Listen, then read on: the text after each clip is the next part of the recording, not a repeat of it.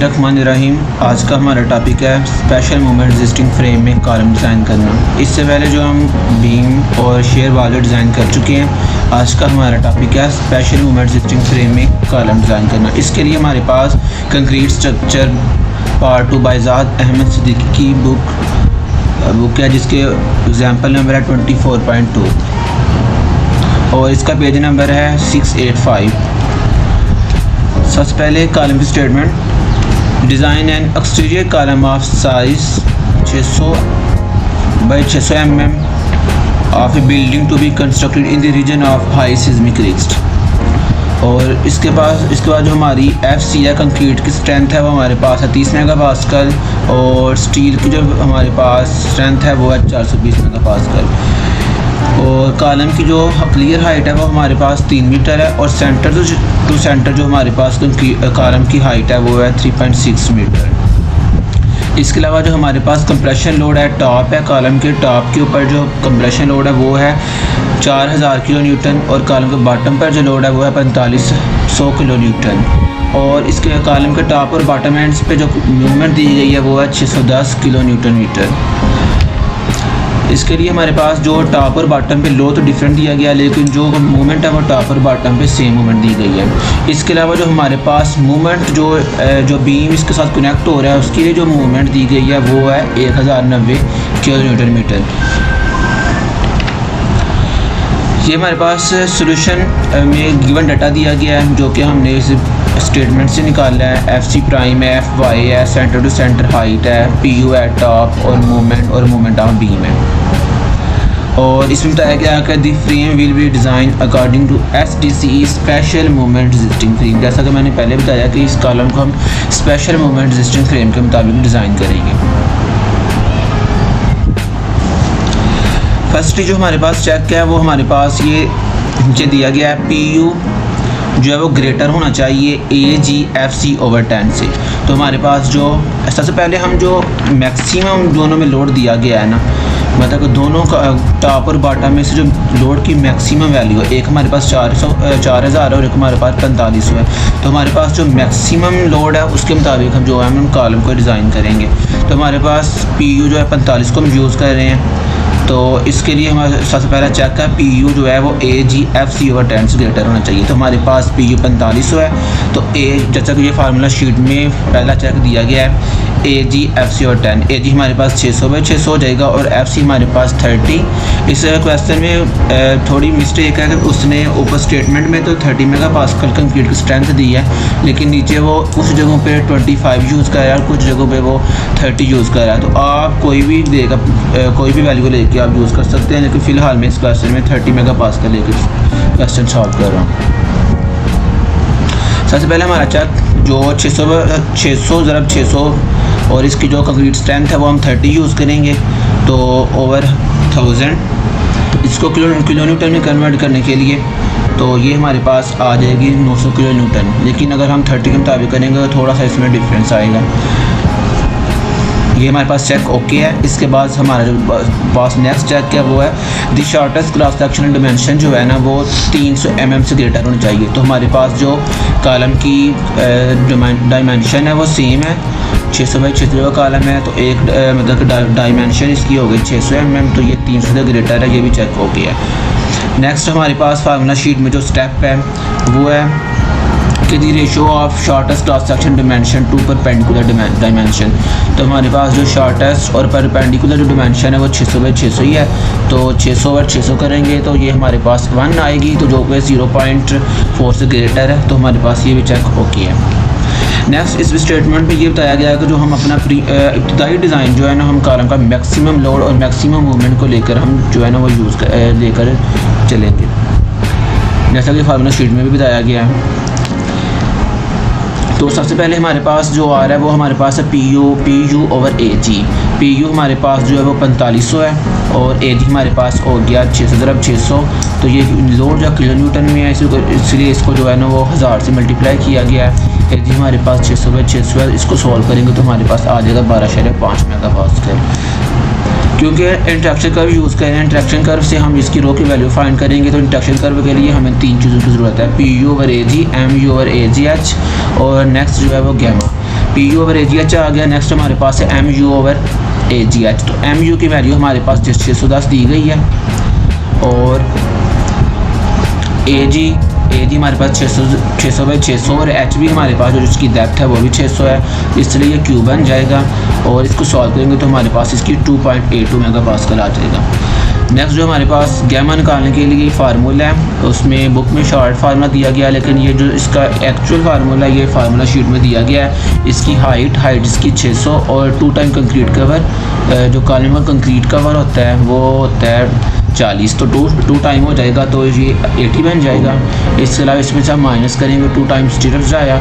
इस कॉलम में अगर हम नॉर्मल जोन में अगर हम कॉलम डिज़ाइन कर रहे हो तो उसके लिए हम जो है ना 10 नंबर जो टाइज़ है वो यूज़ करते हैं, लेकिन इस क्वेश्चन में जो हम 16 नंबर जो टाइज़ है वो यूज़ कर रहे हैं। इसके अलावा सेंटर टू सेंटर बार आप एक लेट कर सकते हैं। अभी तक हमने जो रिइंफोर्समेंट है वो सिलेक्ट नहीं की, तो आप 25 नंबर की जो बार है ना वो उसको लेकर आप चल सकते हैं। तो नीचे एच अगेन 600, तो इसको अगर हम सॉल्व करेंगे तो हमारे पास वैल्यू आ जाएगी 0.78 आ रही है, लेकिन आपने जो हमारे पास इंस्ट्रक्शन कर्व है वो 0.6 किया, 0.9 किया, 0.75 किया और 0.8 किया, तो हम जो है इसको 0.775 कर रहे हैं। थोड़ा इसका लेस कर लेना, क्योंकि जो हमारे पास इंस्ट्रक्शन कर्व यूज़ है उसको हम इजीली यूज़ कर सकें। तो अगर हम इंस्ट्रक्शन कर्व यूज़ करेंगे हमारे पास पी यू ए जी की वैल्यू आगे 12.5, M U A G H की हमारे पास आगे 2.82 और गैमा आ गया हमारे पास 0.75। तो इसके मुताबिक हम अपनी इंस्ट्रक्शन कर्व जो है ना वो फाइंड करेंगे, उससे रो की वैल्यू। ये हमारे पास इंस्ट्रक्शन कर्व है। हमारे पास जो हमारा गैमा था वो 0.75 था, कंक्रीट जो एफ सी है वो 30 मेगापास्कल और एफ वाई जो है 420। इसके अलावा इसके रिलेटेड और भी दी गई हैं, गैमा की वैल्यू के लिहाज से चेंज हो रही हैं। ये कंक्रीट स्ट्रक्चर जो है 3rd एडिशन, उसमें इंस्ट्रक्शन कर्व्स दी गई हैं। तो हमारे पास जो पी यू की वैल्यू थी ओवर ए जी की वो थी 12.5 और M U over A G की वैल्यू जो थी हमारे पास वो थी 2.82। तो इसके लिहाज से हम करेंगे 12.5, ये हमारे पास 10, 11 और ये 12, और इसके 12 सेंटर से हम जाएंगे राइट की तरफ और नीचे से हम अपनी वैल्यू देखेंगे। M U over A G S की वैल्यू किधर से आ रही है, तो वो हमारे पास थी 2.58, ये 2.5, 2.6, 2.7 और ये 2.8, और अगर इसको हम ऊपर लेकर जाएं तो ये जो है हमारी रो की वैल्यू जो है वो आ रही है 0.020 कर्व, जो कर्व है उसके साथ ही मिल रही है।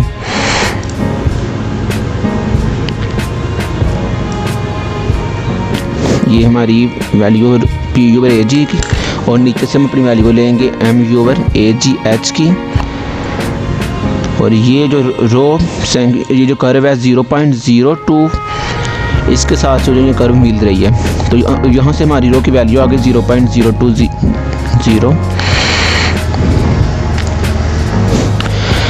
तो इसी के लिहाज से हम इसको, अगर रो हमारे पास आ चुका है तो हम एरिया फाइंड करेंगे। एरिया के लिए हम रो को देंगे बी ओवर एच के साथ ज़रब, तो ये हमारे पास आ गया, हमारे पास जो एरिया आ जाएगा वो आ जाएगा हमारे पास 7200 mm²। तो इसके मुताबिक हम अपनी कोई भी बार तो सिलेक्ट करके, ये इसने बुक वाले ने 25 नंबर बार यूज़ की है, 16 बार हैं 25 नंबर की। तो अगर आप 16 नंबर, 19 नंबर, 22 नंबर कोई भी बार यूज़ करना चाहते हैं तो उसके मुताबिक जो हम सिलेक्ट कर सकते हैं। तो आगे हम करेंगे प्रोवाइडेड रो। नेक्स्ट स्टेप जो हमारा है वो है प्रोवाइडेड रो। तो प्रोवाइडेड रो के लिए जो हमने बार सिलेक्ट की है, बार नंबर और जो उसके बार का एरिया है, बार नंबर थी हमारे पास 16 और 510 था बार का एरिया, एक बार का एरिया ओवर हमारे पास ये फार्मूला शीट में फार्मूला दिया गया है।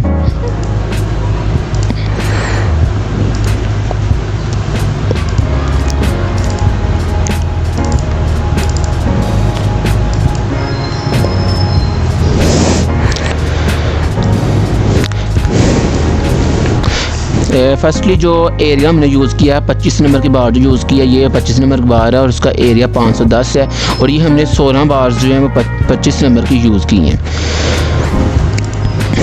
नेक्स्ट हमारे पास जो स्टेप है, हमारे पास जो एरिया आ चुका है, नंबर ऑफ बार्स आ चुकी हैं, ये एरिया निकल गया। अब हम प्रोवाइडेड रो जब वो निकालेंगे उसके लिए हमारे पास ये फार्मूला शीट में formula number of bars, number of bar हमने 16 यूज़ की हैं, और एरिया ऑफ़ बार जो 25 नंबर को यूज़ किया उसका एक का एरिया 510 ओवर एजी हमारे पास 600/600 है।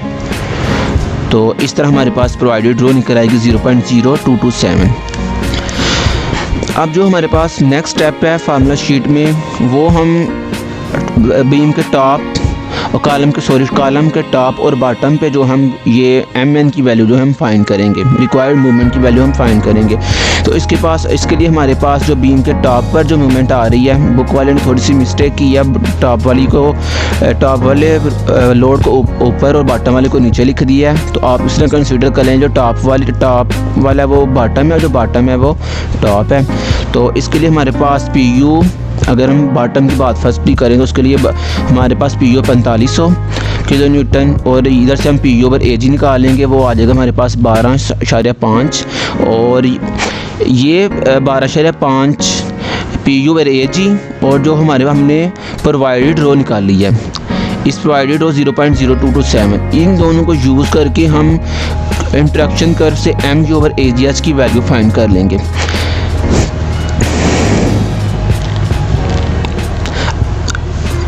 अगर हमारे पास PU ओवर AG की वैल्यू है, रो की वैल्यू हो, तो हम इजीली MU ओवर AGH की वैल्यू फाइंड कर सकते हैं, जैसा कि हमने पहले वो रो की वैल्यू फाइंड की थी।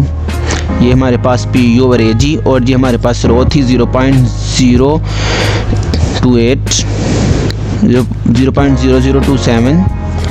तो इसको हम यूज़ करके हमारे पास जो वैल्यू आ जाएगी रो की, वो हमारे पास आ जाएगी 3.01।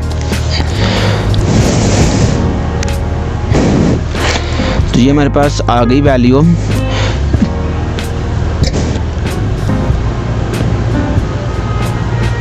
सॉरी, हमारे पास वैल्यू आ गई इसकी 2.82। तो इधर से हम 2.82 वैल्यू आ गई।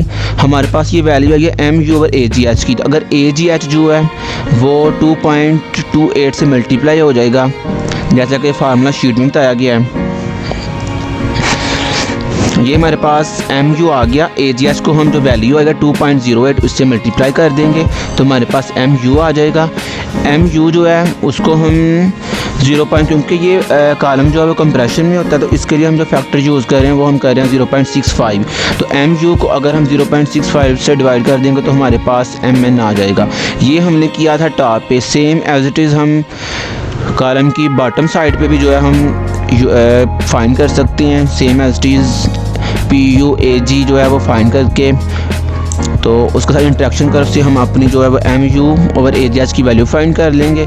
तो दोबारा जो हमने MN फाइंड करने के लिए जो है हम 0.65 से अगेन इसको डिवाइड कर देंगे, तो ये हमारे पास MN की वैल्यू आ जाएगी 1004 किलो न्यूटन।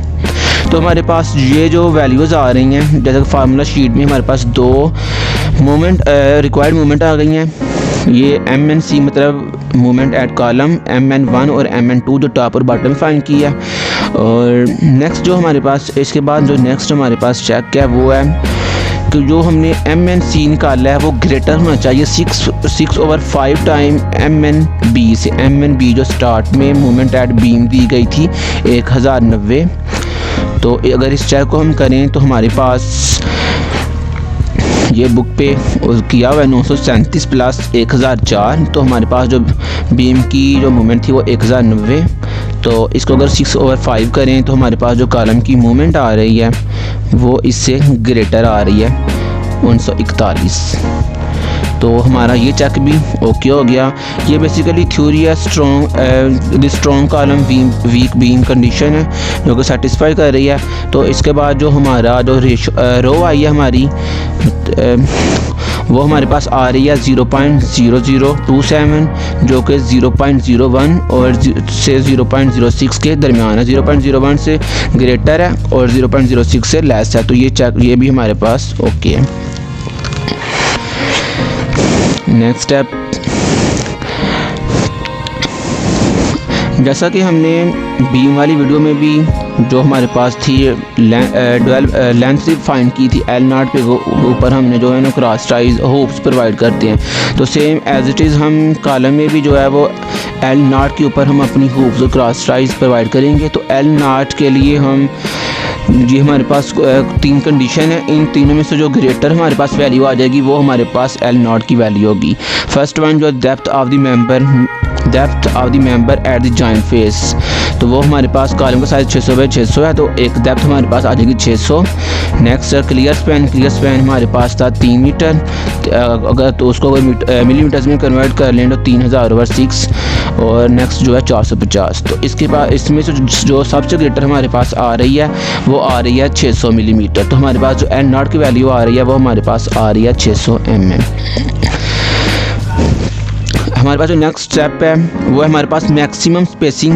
अब हमारे पास जो एल नॉट तो आ गया, लेकिन लेंथ तो आ गई, लेकिन उसमें जो क्रॉस टाइज प्रोवाइड करनी है उसकी स्पेसिंग पे प्रोवाइड करनी है। उसके लिए हमारे पास ये 3 कंडीशंस हैं।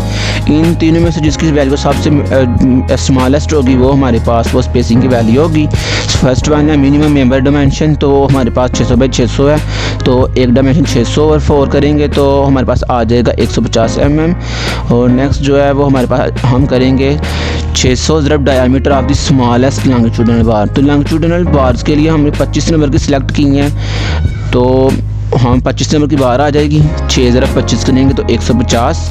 और इधर नेक्स्ट स्टेप एस नॉट, ये चेक क्या है, इसमें जो एच एक्स की वैल्यू है ये मैक्सिमम होती है 350 तक आप कोई भी वैल्यू ले सकते हैं। तो बुक वाला जो यूज़ कर रहा है वो 150 ले रहा है, तो 350 माइनस 150 डिवाइडेड बाई 3 प्लस 100 करें तो 167 आ रहा है। तो इन तीनों में से जो स्मॉलेस्ट वैल्यू आ रही है वो आ रही है 150। तो हमारे पास जो एस की वैल्यू आ जाएगी वो आ जाएगी 150।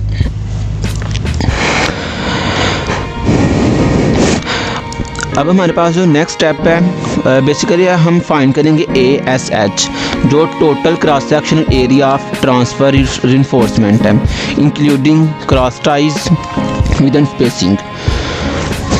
तो ये ASH का फार्मूला है। ASH के फार के लिए हमें BC चाहिए, ACH भी चाहिए। तो ये फार्मूला शीट में ये पहले बताया गया कि हम BC कैसे फाइंड कर सकते हैं। Breadth of concrete, core concrete, जो कि स्टील के दरमियान जो कंक्रीट रह जाती है, अगर कंक्रीट कवर को माइनस कर दें तो जो बार्स के दरमियान जो कंक्रीट रह जाती है उसको कोर कंक्रीट बोलते हैं। तो ये ब्रेथ हमारे पास थी 600, तो इसमें 2 टाइम कंक्रीट कवर माइनस कर दें तो हमारे पास ये BC आ जाएगा। और अगर BC का हम स्केयर ले लें तो हमारे पास ACH आ जाएगा। अब हमारे पास BC की वैल्यू भी आ गई, ये बुक में देखो तो हमारे पास BC की वैल्यू 520, और अगर BC का स्केयर लिया तो हमारे पास ये ACH की वैल्यू भी आ गई। अब हम ये हमारे पास 2 ASH के जो है फार्मूले, इन दोनों में से जो ग्रेटर वैल्यू आ जाएगी वो हमारे पास ASH की वैल्यू होगी। तो ये उसमें वैल्यूज़ पुट की हैं, तो एक वैल्यू पर हमारे पास आ रही है 554 और एक आ रही है 501। तो जो ग्रेटर है 554 वो हम सिलेक्ट करेंगे, हमारे पास ASH आ गया 554 mm²। तो नेक्स्ट इसने यूज़ किए 554 के लिए 3 जो है वो 16 नंबर की बात यूज़ की हैं। एक 16 नंबर बार का डाया होता है 199, ये 199 एरिया 16 नंबर का। तो अगर हम 3 बार यूज़ करेंगे तो हमारे पास ये एरिया आ जाएगा 597 mm², जो कि 554 से ग्रेटर है। नेक्स्ट वो इधर बता रहा है सेक्शन ई में कि अभी तक हमने एल नॉट में क्रॉस टाइज और जो है स्पेसिंग क्रॉस टाइज प्रोवाइड की हैं, लेकिन कॉलम है उसकी दोनों साइड्स पे जो है ना एल नॉट पे हमने जो क्रॉस टाइज है वो तो प्रोवाइड कर दी, लेकिन कॉलम का जो सेंट्रल पोर्शन है वो अभी तक हमने जो कोई भी straight of cross ties provide नहीं की। तो उसके लिए बुक वाला क्राइटेरिया दे रहा है कि आप 6 ज़रब diameter of the smallest longitudinal bar करेंगे, तो उसके लिए तो उसमें जो हमारे पास आ जाएगी स्पेसिंग जो हम कॉलम के सेंटर में प्रोवाइड करेंगे वो हमारे पास आ जाएगी 150। यहाँ आप H ओवर मतलब डेप्थ ओवर अगर आप 4 कर देंगे तो उससे भी हमारे पास जो है ये सेंट्रल की जो स्पेसिंग है जो हम टाइल सेंटर में प्रोवाइड करेंगे उसके लिए जो हमारे पास स्पेसिंग है वो आ जाएगी।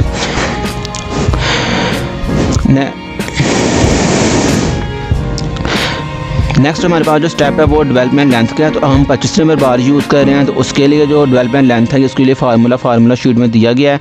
एफ वाई भी हमारे पास है डाया बार 25, एफ सी जो हमारे पास वो आ जाएगा 30 मेगा पास्कल। तो ये फार्मूला यूज़ करके हम अपनी डेवलपमेंट लेंथ फाइंड कर लेंगे, जो कि हमारे पास आ रही है 355। तो ये हमारे पास डेवलपमेंट लेंथ आ गई। नेक्स्ट स्टेप हमारे पास है calculation of design shear force. अभी तक हमारी लॉन्गिट्यूडनल बार जो है वो सिलेक्ट कर चुकी है। अब हम अपना जो टाइज़ है उसके लिए नंबर ऑफ़ टाइज़ कितनी प्रोवाइड करेंगे, क्या स्पेसिंग प्रोवाइड करेंगे, उसके लिए अब हम नेक्स्ट स्टेप करेंगे। ये हमारे पास नेक्स्ट फार्मूला हमारे पास वी यू अप्लाइड शेयर का, वी यू एक ही बात है, अप्लाइड शेयर इससे फाइंड करेंगे। इसके लिए हमारे पास ये फार्मूला शीट में भी फार्मूला दिया गया है और ये बुक वाले में भी एज इट इज़ फार्मूला दिया गया है। MN3 और MN4 जो है ये कॉलम की जो मूवमेंट थी हमारे पास 1090 वो आएगी हमारे पास। M1 और M2 थी जो हमने कॉलम का टॉप और बॉटम पे फाइंड की। अब MN3 MN4 है वो क्योंकि एक ही बीम आ रहा था उसकी सेम मूवमेंट है, तो उसको 3 भी वही है और 4 भी वही है, तो उसको यूज़ करके हम इधर से हमारे पास अप्लाइड शेयर आ जाएगी 909 किलो न्यूटन। आगे ये हमारे पास नेक्स्ट कुछ check and transverse reinforcement for shear के लिए। अगर तो हमारे पास जो फैक्टर एक्सियल कंप्रेसिव फोर्स है अगर वो ग्रेटर आ जाए AGFC/20 से, तो फिर हमें ये नेक्स्ट स्टेप करने की ज़रूरत नहीं है। लेकिन अगर हम ये करें तो हमारे ये VC की वैल्यू को जो है वो 0 नहीं आ रही। अगर ये वैल्यू 0 आ जाए तो नेक्स्ट स्टेप करने की ज़रूरत नहीं है, हम ऐसे ही मिनिमम जो है वो स्टिल जो है प्रोवाइड कर देंगे। लेकिन हमारा VC जो 0 आ रहा है इसके लिए हम नेक्स्ट स्टेप करेंगे। सबसे पहले हम करेंगे 5E VC फाइंड करेंगे, तो इससे हमारे पास वैल्यू आ जाएगी। उसको हम अप्लाइड शेयर VU में से माइनस कर देंगे तो उसके पास कुछ वैल्यू आ जाएगी। और नेक्स्ट टाइम हम VS फाइंड करेंगे, तो जो VU माइनस 5E VC को जो हमें वैल्यू आई है उसको हम फैक्टर 0.75 से डिवाइड करेंगे, तो हमारे पास VS की वैल्यू आ जाएगी। जो नेक्स्ट हमारे पास चेक है वो है 0.33 FCBWD। तो ये वैल्यू हमारे पास हैं, FCB है, BW भी है और D। एक्चुअली जो हम यूज़ कर रहे थे पीछे वो हम 600 जो यूज़ कर रहे थे वो H थी। तो अगर D हम फाइंड करना चाहेंगे तो इसके लिए शॉर्ट सा फार्मूला है, अगर हम 600 में से 75 को माइनस कर देंगे तो हमारे पास 525 इसकी जो D है वो आ जाएगी इफेक्टिव डेप्थ। नेक्स्ट जो हमारे पास स्टेप है वो 0.66, जो हमारे पास VS की वैल्यू आ रही है वो लेस देन होनी चाहिए 0.66 FCWD। तो ये हमने बुक सॉल्व किया तो वो हमारे पास जो वैल्यू है वो ग्रेटर आ रही है, VS से हमारे पास 0.66 की वैल्यू ग्रेटर आ रही है। तो ये भी चेक हमारे पास ओके हो गया। अब नेक्स्ट जो है हम कौन से डाई की जो हुप्स है वो प्रोवाइड करेंगे। तो इसके लिए हमारे पास हम क्योंकि यूज़ कर रहे हैं नॉर्मल कॉलम डिज़ाइन के लिए हम 10 नंबर जो हुप्स है वो प्रोवाइड कर रहे थे, लेकिन ये स्पेशल मूवमेंट रेजिस्टिंग फ्रेम के लिए हम 16 नंबर की बार यूज़ कर रहे हैं। तो इसके लिए हमारे पास जो हम ट्रिपल एग यूज़ कर रहे हैं, तो इसके लिए हमारे पास जो एरिया आ रहा है नंबर 16 बार की हम ट्रिपल जो है वो यूज़ कर रहे हैं, 597 एरिया हमारे पास आ रहा है। तो इसके लिए स्पेसिंग के लिए जो मैक्स स्पेसिंग है वो नीचे 3 चेक दिए गए हैं। इन तीनों में से जो लेस वैल्यू आ जाएगी वो हमारे पास वो इसकी होप्स के लिए स्पेसिंग होगी। ये तीनों चेक लगाए तो हमारे पास जो लेस देन वैल्यू आ रही है वो 143 आ रही है, तो इसको हमने राउंड बाउंड करके वो कर लिया 140 mm। अब हमारे पास स्पेसिंग भी आ चुकी है, तो हम सेम डाया की क्रॉस टाइज और हुप्स जो है वो सेम डाया 16 नंबर की यूज़ कर रहे हैं। तो जो L0 में हमारी वो स्पेसिंग आ रही है वो 150 आ रही थी, लेकिन ये 140 आ रही है। तो जो मिनिमम स्पेसिंग है हम वो सिलेक्ट करेंगे 140 mm। तो L0 में हमारी स्पेसिंग आ जाएगी number 16 140 mm centre to centre, और कॉलम के सेंटर पे हमारी जो स्पेसिंग आ रही थी वो आ रही थी हमारी 150 mm। तो 150 mm वो हमारे पास आ जाएगी number 16 @ 150 mm centre to centre. तो ये जो हमने क्रॉस टाइज और हुप्स प्रोवाइड की हैं, अगर इसकी स्पेसिंग 150 से कम है तो वो ओके है, अगर 150 से ज़्यादा हो जाए तो फिर हमें एक्स्ट्रा क्रॉस टाइज जो है प्रोवाइड करनी पड़ती है। ये नीचे हमारे पास डिटेलिंग आ गई।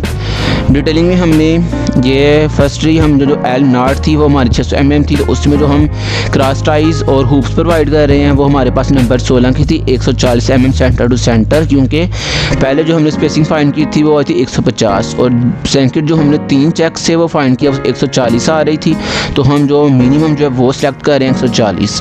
तो ये हो गया। इसके अलावा हम एक ही डाई की जो कॉलम इन्फोर्समेंट है वो यूज़ कर रहे हैं नंबर 16 की, तो कॉलम के सेंटर पे नंबर 16 हुक्स और टाइज जो है वो हमारी स्पेसिंग आई थी 150 सेंटर टू सेंटर, वो प्रोवाइड्स कर दी।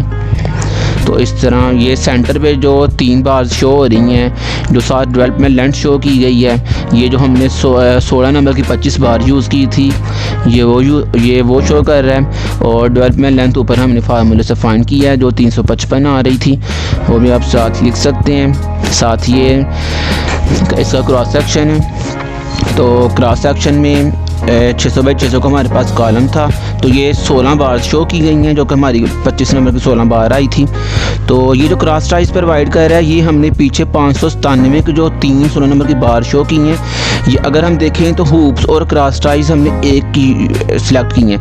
तो ये जो फर्स्ट एक्स डायरेक्शन में और वाई डायरेक्शन में हम 597 जो एरिया प्रोवाइड किया है वो हम पूरा करेंगे। फर्स्ट वन अगर हम देखेंगे एक्स डायरेक्शन में तो ये सबसे ऊपर हो गया, ऊपर वाली जो बार थी एक ये एक सबसे ऊपर, और जो एक हमने ये फाइंड किया एक सबसे लास्ट पे ये 3। अगर इन तीन हम 597 एरिया कंप्लीट हो गया। और अगर हम वाई डायरेक्शन में देखें तो एक ये वर्टिकल, एक ये सेंटर में वर्टिकल, और ये एक साइड पे जो लैग गया है, 3 लैग कंप्लीट हो गई, तो ये 597 mm एरिया कंप्लीट हो जाएगा। इसके अलावा अगर हम आप चाहें तो आप 10 नंबर की अगर अभी आप यूज़ करें तो आपको 597 एरिया जो है वो एक्स डायरेक्शन में और वाई डायरेक्शन में आपको 597 पूरा करना पड़ेगा। तो ये थी आज की हमारी कॉलम डिज़ाइन था आज का हमारा